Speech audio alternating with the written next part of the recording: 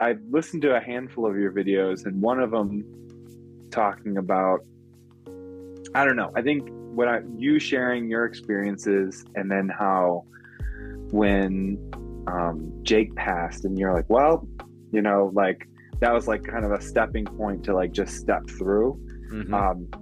That gave me courage to just like, yeah, whenever opportunity arises or I have a choice to step through, I'm gonna fucking step through, because this is the whole point for some reason, whatever the point is, you know.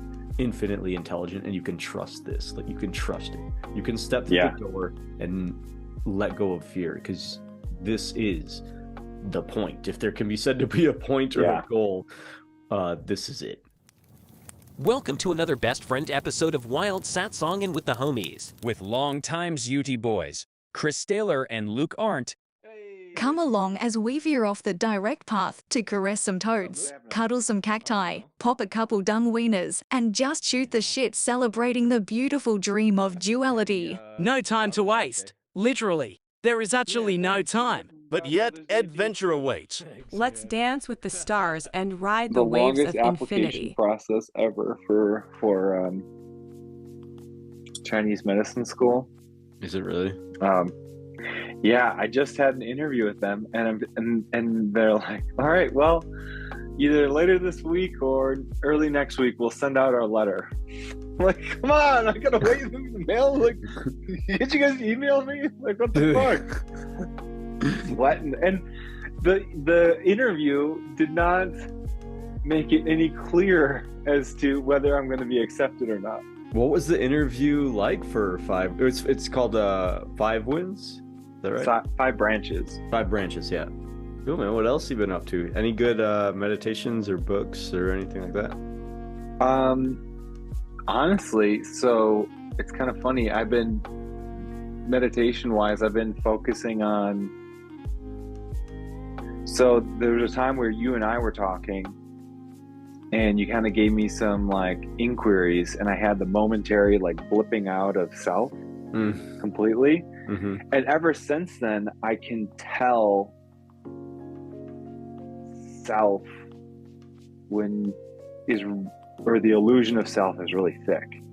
And at first it was really irritating, but then I was like, well, if I can tell when the self is thick, then I also know that wherever that's arising out of, no self is always there. Like, I know it's always there. So it's been happening, like when I'm doing Qigong, I noticed that self, the stickiness or thickness of self, it gets thinner. And same thing with like Vipassana meditation, or like noting, when I'm like noting whatever experience is coming up, it's like the stickiness and thickness gets thinner. And so what I've been doing, actually today was my first day of only doing it, was just anything that arises, whether a thought, whether a sound, whether a feeling, whatever, I just acknowledge that I'm experiencing that, and then questioning what is experiencing it, and where's the origin of awareness of that's experiencing that thing. So whenever something comes up, I use it as an opportunity to turn inward back to the self. And I've been doing that, something similar to that, since our trip in California.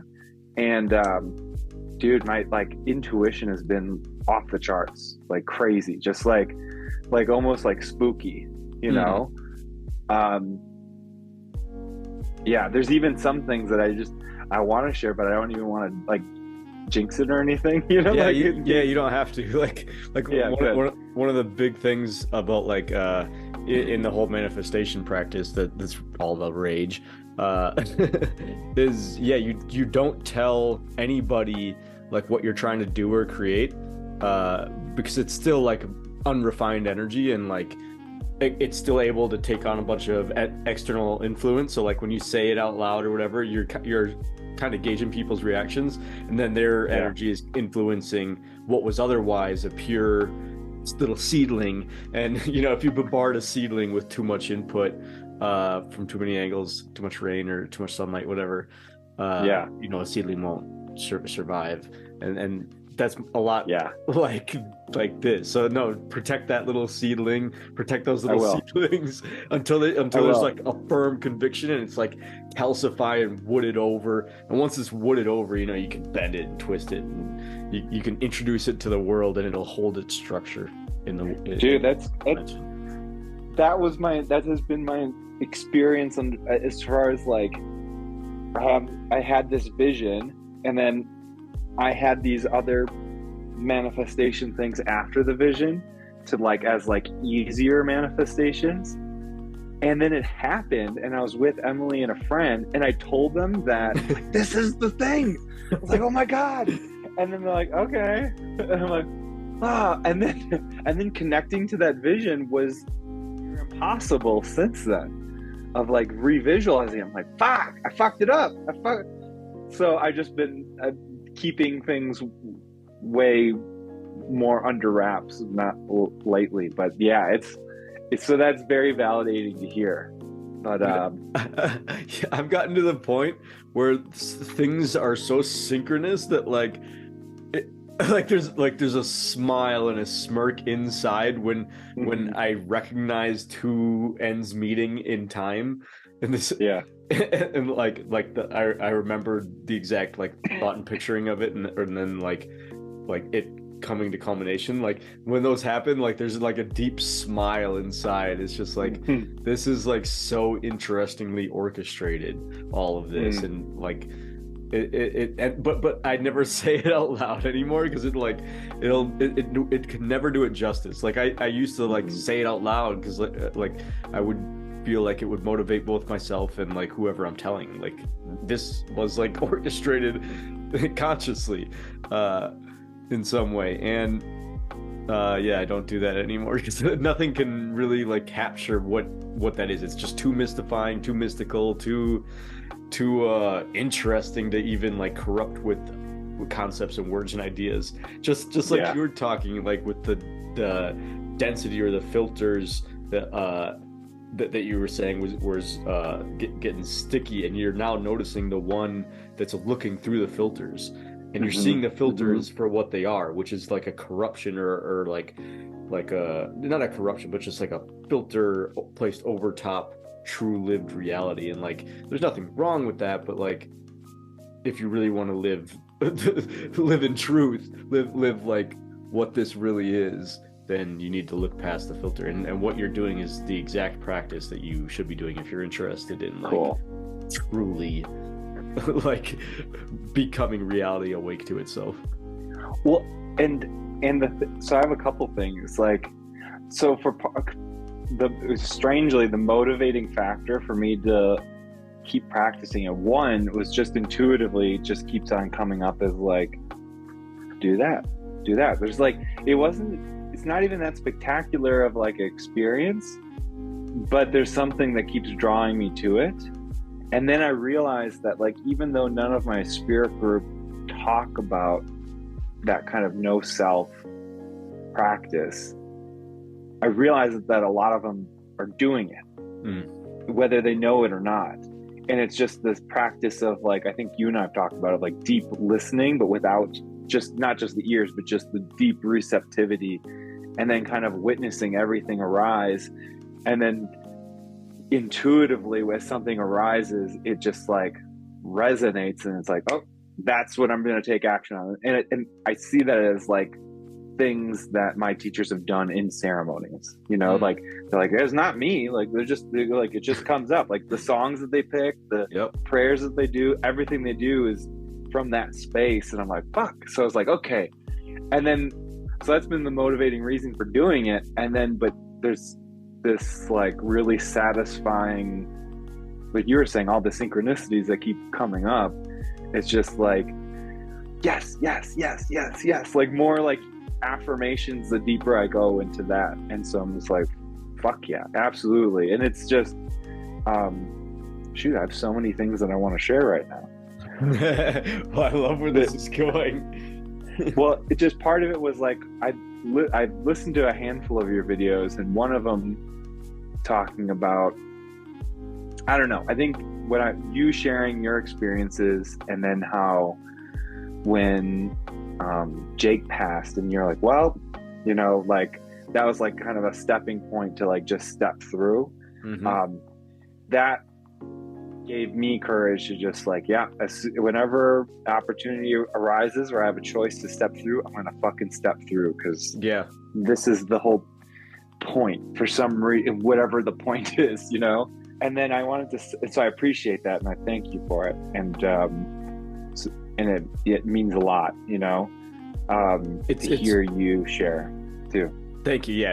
And like it goes, your thanks go right through me, because obviously it has nothing to do with me personally, but I know exactly what you mean. And yeah, it's the universe says you're welcome. I was just gonna like emphasize the importance of what you said, and you said like when the opportunity comes again, you'll be ready and you'll be willing to like step through, because I want to like really emphasize and iterate that like people can trust this.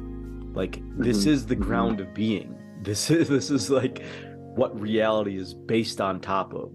And so you can trust this. Like people worry that like this whole no self stuff means that they'll completely disappear, and only what you think you were disappears. Like somehow you're still here, but not as anything. Like you can still take on any titles and everything you want, like refer to yourself as Chris and like do whatever. Like none of that goes away. You're still able to reference everything. Like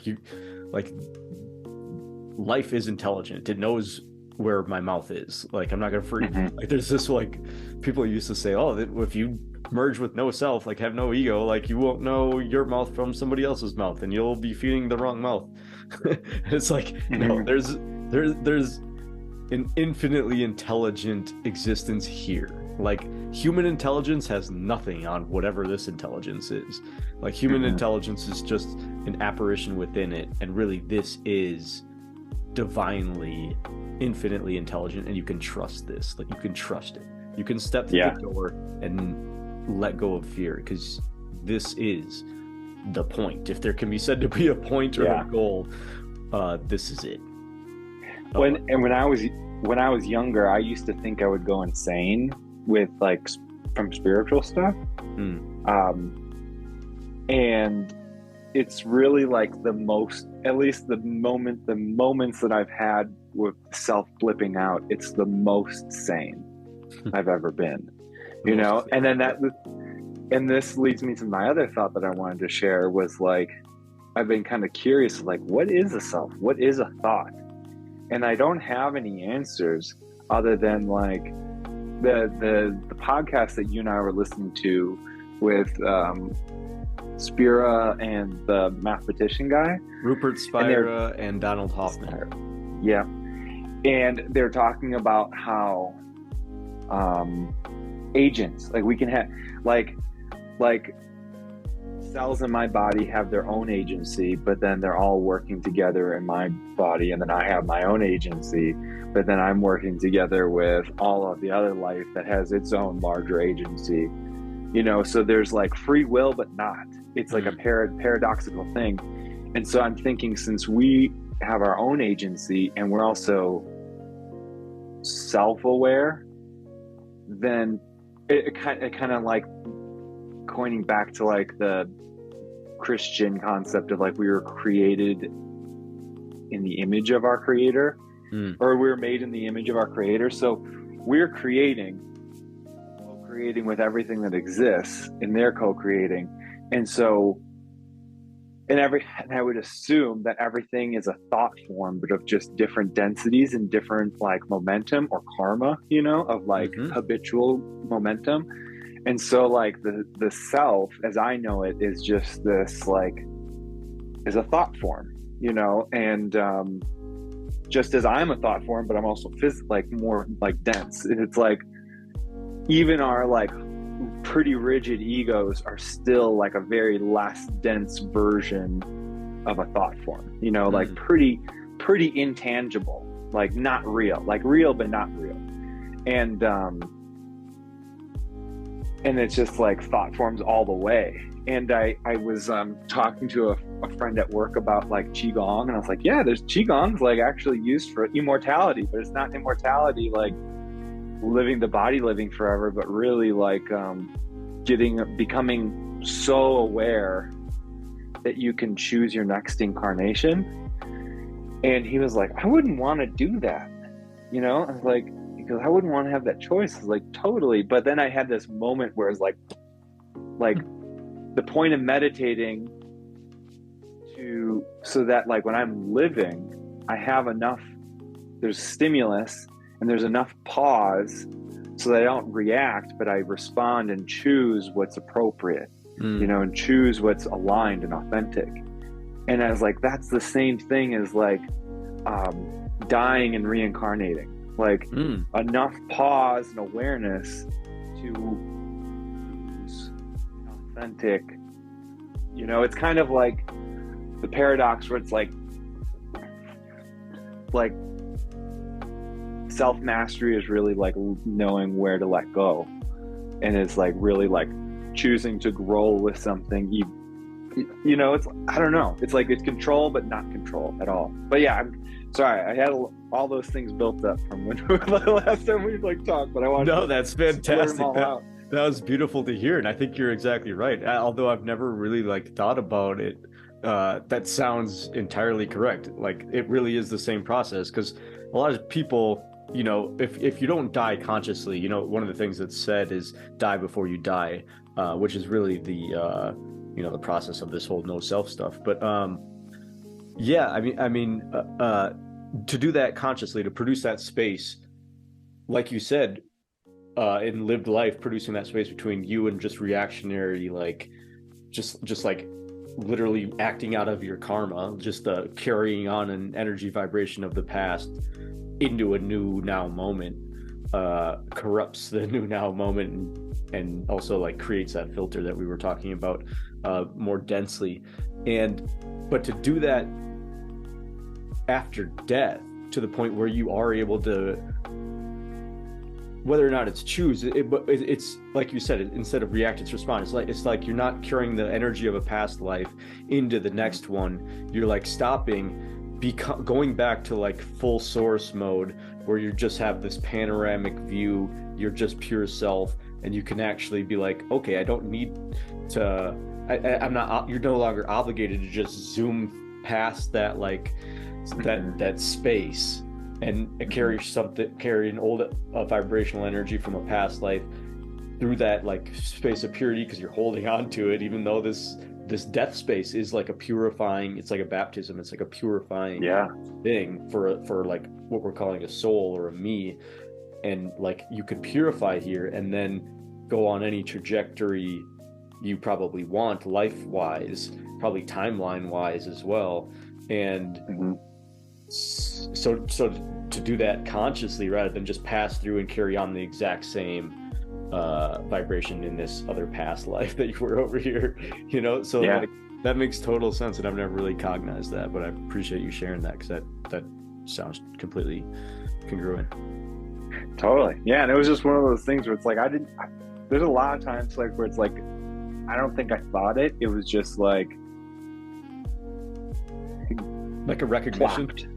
Recognition, and like plopped in. I was like, oh, you know, like I'm not thinking it. And then it makes so much sense that you're like, how could I have not thought of that before? Like, have I really never thought of this before? Like, it's just that self-evident.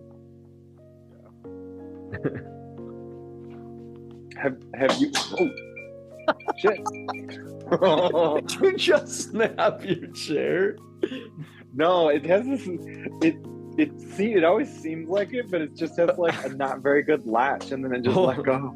Holy density! Speaking of density, man, leave my butthole pucker on that one. Jesus. Oh, fuck. Have you been doing any new meditative stuff or? Well, aside from making the videos, I've been responding to a lot of people's like comments and stuff like that, and so like that is kind of become the new meditation. Like meditation really is like just an intentional, fully conscious moment, and more like it's life kind of feels like meditation now, you know.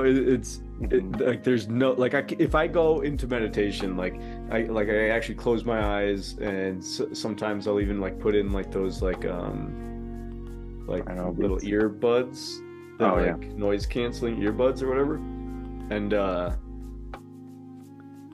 like it becomes just like nothing exists. Like it's like that space between death before you choose a new life or whatever, you know. It's literally like it feels like that space. Like everything just disappears, and it's just like a self-luminous emptiness.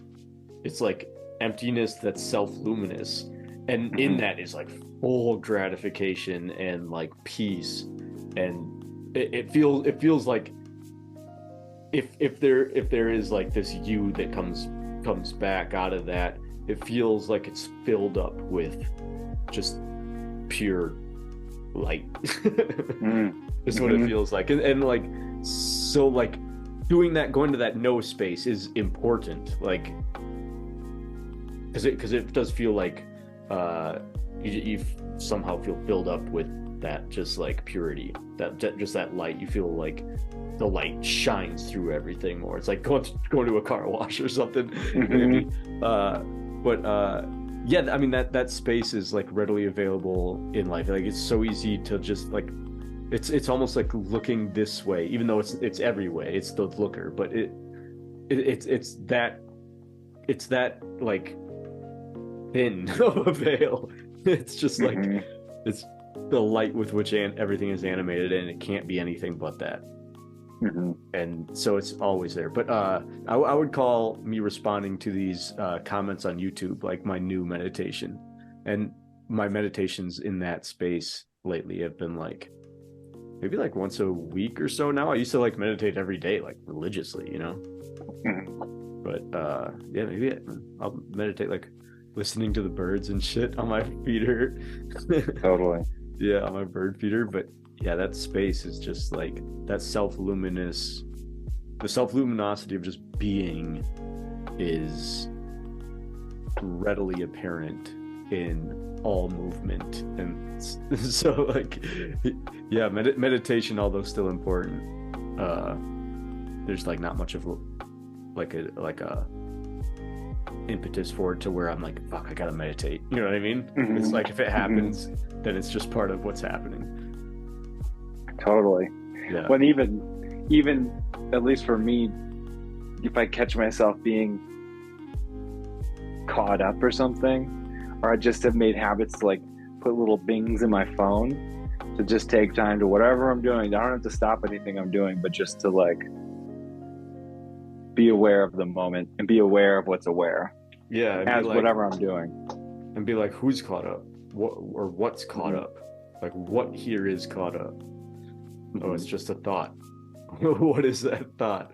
Like you said earlier, like what is a thought? What else did you say? You said what is a thought and what is I think you said what is the self and what is a thought?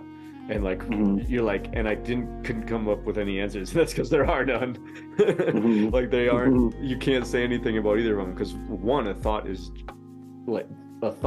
the illusion. Like it is the veil. It is the lens that's tinting the perception of thisness, and the self is that light that's just shining through this, illuminating this. And like that's even that is crude to say about what the self is, you know. Even that feels like like the light is being like, come on, you don't do me like that. Like you can't really talk about it, you know, because it's just like so pure.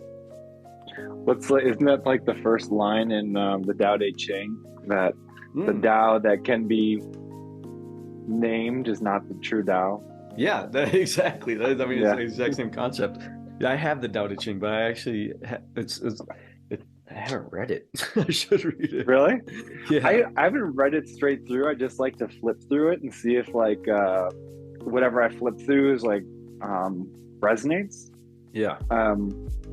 but the times that I do read it, it just is, to at least what's coming to mind now is like just that it's always like it's a reminder that the Tao is everything, that nothing is separate from it. That's another thing I've been doing whenever I'm like out in the world, especially if I'm like really dislike someone or overly attached to someone. I'm like, this too is God. Yeah, they're God. Yes, I'm God. Yes. This is God. This is God. Everything. This is an expression of the divine. This is an expression of the divine. And just like reminding myself, and even like my reactions to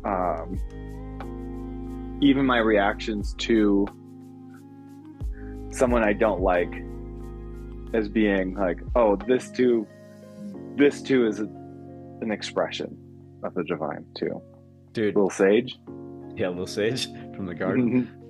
Yeah, to approach everything as if it is the self, like the one unified field of selfness, or like that. A lot of, if you're religious, you call that God. That's what God is. That's God, the self, whatever you want to call it. But to approach everything in life with the reverence of everything is God, or everything is the self, everything is that singular substance of existence that unifies everything that appears. Like, to approach everything in life like that is, I mean, if you can truly do that and melt into that, like, that is the kingdom of heaven. You are in the kingdom of heaven, and you're bringing that. As much as people can let their filters down, they'll join you there. And in the presence of somebody who has no filters, that tends to be more of a thing that happens. Because like we were saying earlier, if the opportunity arises, you need to be ready to be like, okay, I'm letting go. I trust. Like, I trust this. I'm letting go. Whatever is, and I'm going to stop putting things on top of it. And so like people become more not capable but willing to let go in the presence of somebody who's already let go, and somebody who looks at you as if and knows and recognizes the self, that one singular luminosity of being that we're talking about. And in that like shared moment, like everything between the self and the self disappears. Like, it still appears like this, it still appears like me looking at you, you looking at me, but it's like there's nothing in between it. It's just like the pure self there, and it's smiles in that moment. Like the reality smiles in that moment. Definitely. I think that another thing that helped me trust it is that, very particularly when the self blipped out, the main contrast that I noticed from when it was gone to when it was back was, when it was gone, it was a complete absence of the sense of defensiveness and feeling of possession, of like, this is me, this is mine, this is like it's such like a good feeling to not have that, to be able to surrender that it's like, yeah, why wouldn't I want to let go of that feeling? Like, it's such a, not even a gross feeling, but just such like unpleasurable feeling, Yeah, to have that on. You don't realize how dense and heavy it is until you've taken it off. And then you're like, shit, I want to pick all that back up. And you notice when you're automatically picking that stuff up, you're like, wait a second. Like, what am I defending here? Like, somebody called me an asshole or whatever. Somebody flicked me off when I'm like, because I fucked up while I was driving or whatever. And what am I defending here? And like, then you can like, oh yeah, nothing. And then it like puts that baggage back down more easily and readily, time after time. Oh yeah. Dude, I'm kept going. Nice. Hell yeah. I love it. I say it in context where clearly people have no idea why this guy's saying that like that, but like I say it as if it's like a meme sound, because at this point it is. I just get a lot of people who think it's like in reference to like Hulk Hogan or something. They're like, hell yeah, brother. Like, hell yeah. We're like, whoa. Why not? Fuck it. Sure, like that too. It's not what I was going for, but sure. I do it all the time now. Even in like, yeah, anything that I like really like, I'm like, hell yeah. Even in my head. I'm sure it'll wear out, but not yet.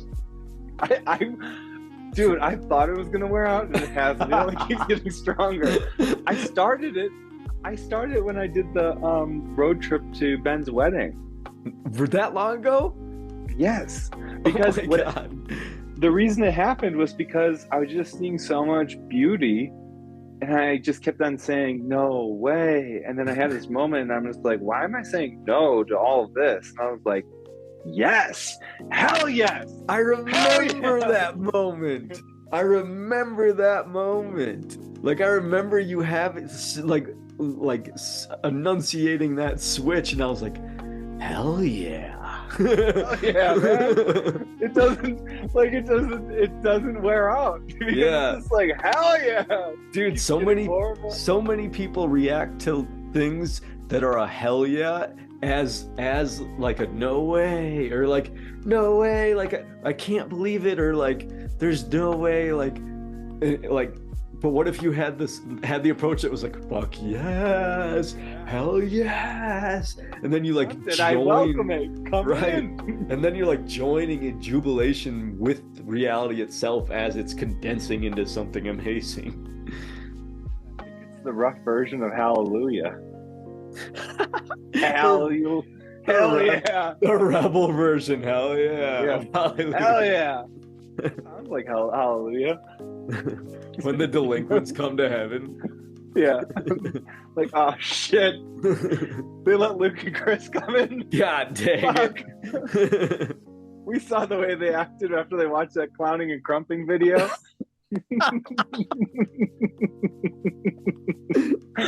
Dude, that shit. Hell yeah. Hell yeah, man.